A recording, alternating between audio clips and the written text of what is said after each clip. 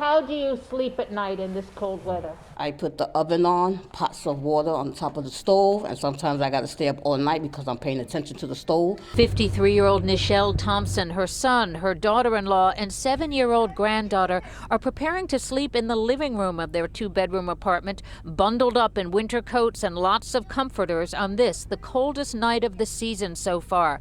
The family hasn't had heat for 5 weeks in their top-floor NYCHA apartment at 2075 3rd Avenue in the Jefferson houses. The family worries about the open flames on the stove and how this drafty apartment will affect little Emily, who has asthma. So this is what you sleep in?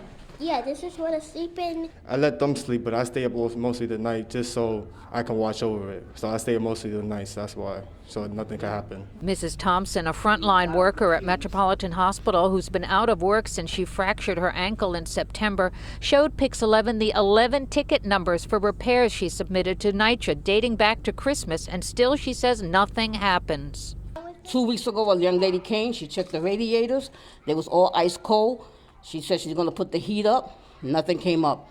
Thousands of NYCHA residents are suffering through this bone-chilling cold night as repairs are being made to the heat and hot water supply at the Ingersoll and Polo Grounds towers.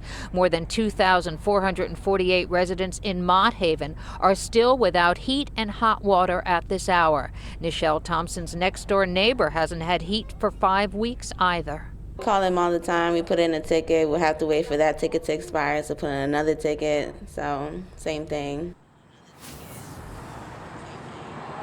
And Pix 11 reached out to the NYCHA spokesperson to find out when can the NYCHA Thompson family get their heat finally back on. We are still waiting to hear. We are live in Harlem. McGee, Hickey, Pix 11 News. Back to you, Thompson and Chris.